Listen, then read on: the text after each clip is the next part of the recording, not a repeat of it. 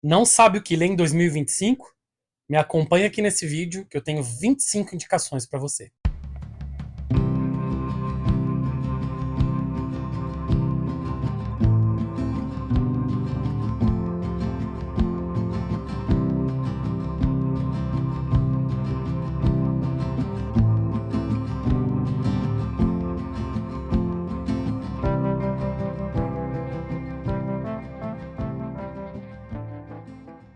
E aí, pessoal, tudo bem com vocês? Sejam muito bem-vindos e muito bem-vindas a mais um vídeo aqui da Acrópole.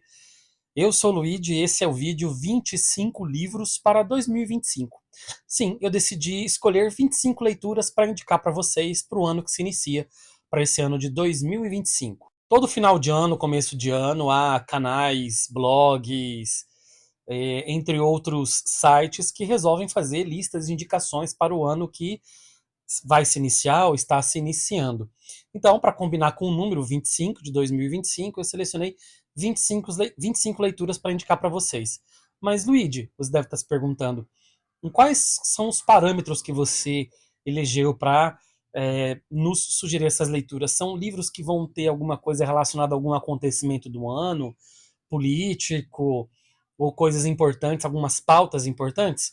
Não necessariamente, gente.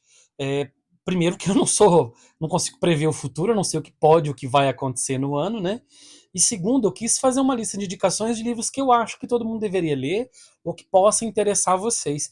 Eu escolhi livros de gêneros um pouco diferentes, de países diferentes, alguns clássicos, alguns contemporâneos, livros maiores, livros menores, enfim, fiz uma lista e uma curadoria numa lista de leituras variadas que podem servir para você ler em 2025. Em 2025 ou em qualquer ano, se esse vídeo já estiver por aqui no YouTube daqui a muitos anos, né, não se prive em consultar essa lista para ter algumas dicas de leitura. Sem mais delongas, vamos para o livro 1, Paralelo 42, do escritor John dos Passos, livro que saiu pela Bem Virá, um livro até grandinho, mas o John dos Passos é um cara que é pouco lido aqui no Brasil, dá-se pouca importância para ele, sendo que nos Estados Unidos ele é considerado um dos grandes escritores do século XX, e ele tem um estilo muito próprio de escrita, com colagens, com notícias de jornal, entre outras coisas, e foi considerado durante muito tempo um escritor comunista nos Estados Unidos. Ele tem uma visão política que varia, ele foi de esquerda, depois foi de direita, depois,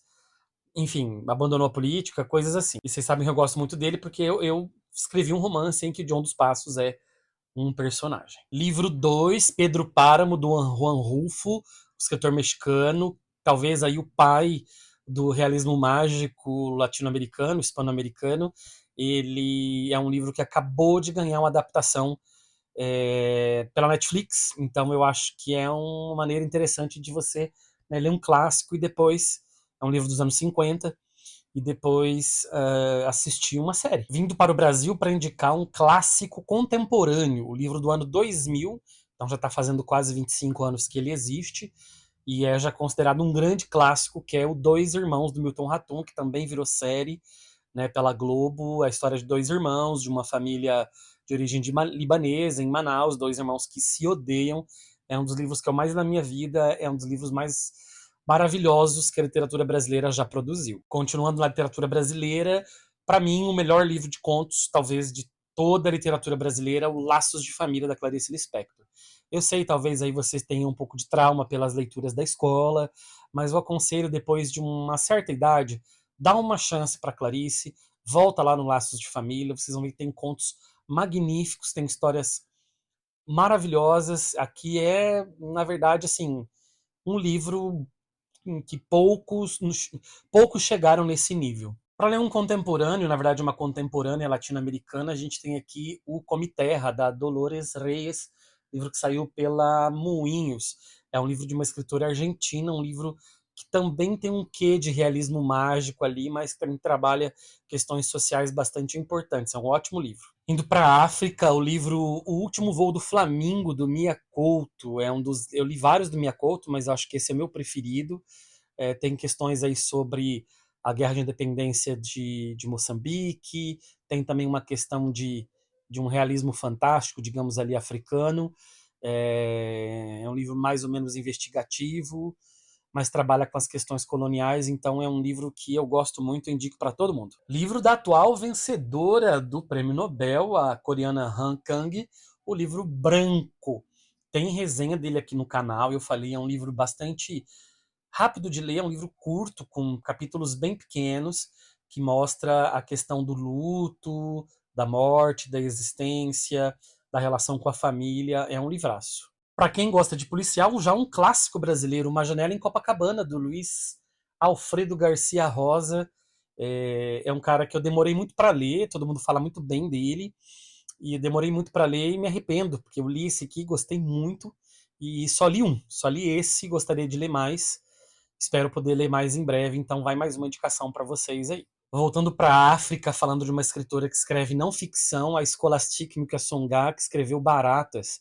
Ela é uma escritora de Ruanda, que se refugiou na França, e aqui ela trata das questões bastante complexas entre os Tutsi e os Hutus, que culminou no genocídio de Ruanda em 93. Outro livro brasileiro que já se tornou quase que um clássico contemporâneo é o livro Inferno, da Patrícia Mello, um dos primeiros livros a retratar, né, as comunidades, as favelas no Rio de Janeiro de maneira mais aberta, falando da linguagem, da realidade dos moradores. É um livro que é bastante icônico. Esse é um clássico que eu demorei muito a ler, porque eu não consegui entender muito a linguagem dele, então se você não estiver preparado para esse momento, né, você pode deixar para depois, mas é um livro que, quando você se preparar para ele, você vai conseguir encontrar coisas maravilhosas nele, que é O Som e a Fúria do Faulkner. Aqui eu tô sem, né, a jacket em que ele foi lançado, porque rasgou e eu joguei fora.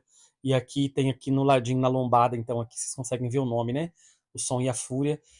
Tem resenha dele aqui no canal, eu falando sobre uma experiência de leitura dele, que é um livro incrível e todo mundo deveria ler. Para quem gosta de poesia, aqui vai Os Móveis Continuam Prisioneiros, do Jefferson Barbosa.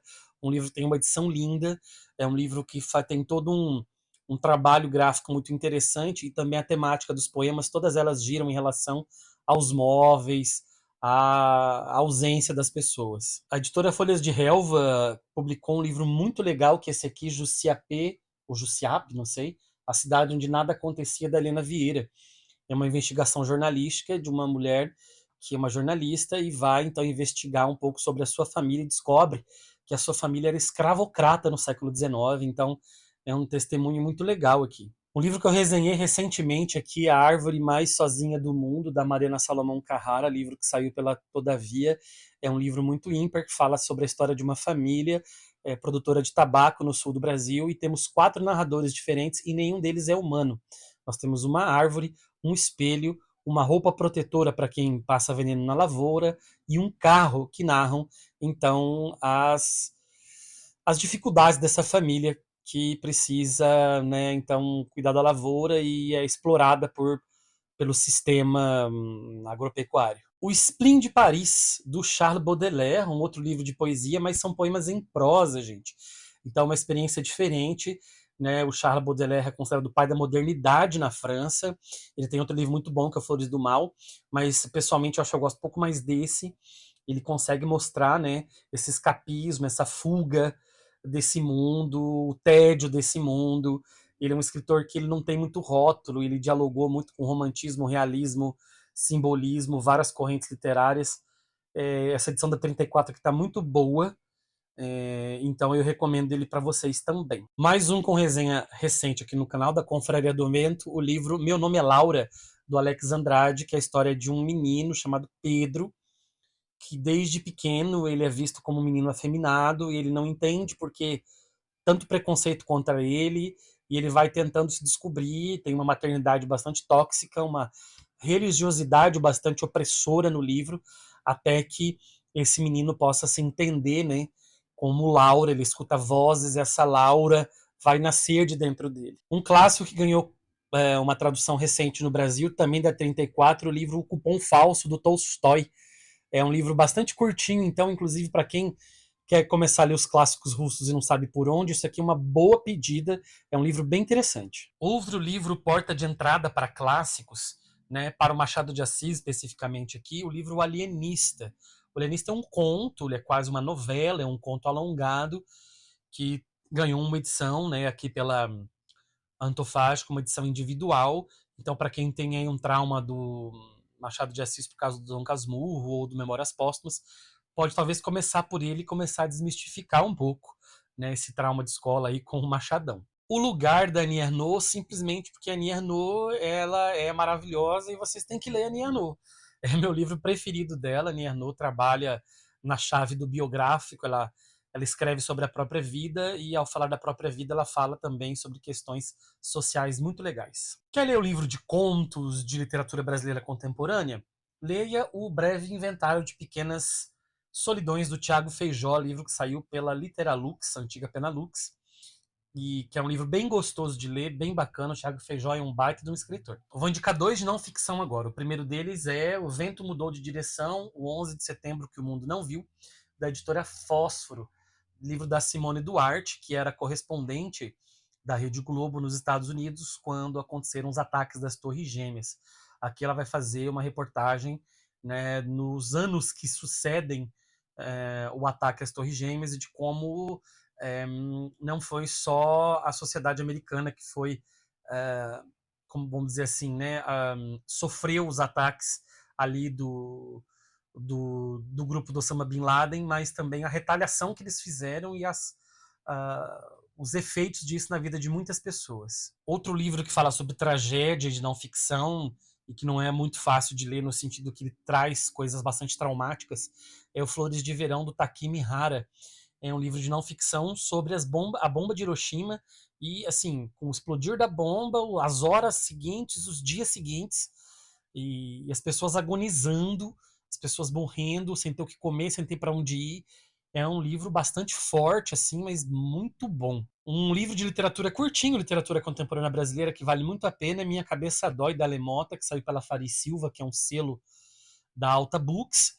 Ali é uma grande contista e ela publicou agora seu primeiro romance, então também indico aqui na lista para vocês. 2 livros que eu não tenho aqui, então vou colocar a capinha deles para vocês. Primeiro é o Americana, o Americaná, da Chimamanda Ngozi Adichie. Eu acho um grande livro dela, é um catatal. Ela que é uma escritora nigeriana e mora nos Estados Unidos, a personagem principal aqui também, ela vai falar sobre essas questões, sobre sentir-se negro, sentir-se migrante, etc. E para terminar, um livro que eu ajudei a editar, eu trabalho na editora Mondro como editora assistente, e eu fiz a leitura crítica desse original, que se chama Perpetuando a Ilha de Jeju, com Tangerinas, do Enzo Fuji. Eu não tenho ele em mãos aqui ainda, mas é um livro que ficou com um acabamento muito legal, com um projeto gráfico muito bonito. É uma história, apesar de ser escrita por um brasileiro de origem japonesa, é um livro que se passa na Coreia e fala muito de relações dessa ilha de Jeju na Coreia, com algumas questões históricas, sobretudo nessa questão muito delicada entre Japão e Coreia. Então é um livro muito bonito, com uma linguagem poética muito bonita, que vale muito a pena ler. É isso aí, gente. Gostaram da minha lista? Então foram aí 25 livros para 2025. Espero que alguma dessas indicações sirva para vocês. Se você leu algum desses livros por causa desse vídeo, escreva aqui nos comentários. E aquilo de sempre, né? Peço para você se inscrever no canal, caso ainda não seja inscrito, que você dê um like, que você veja outros vídeos aqui do canal, para que a gente possa, né, continuar fazendo vídeos aqui para a plataforma. E no mais, fico por aqui. Nos vemos num outro vídeo. Um abraço e até a próxima!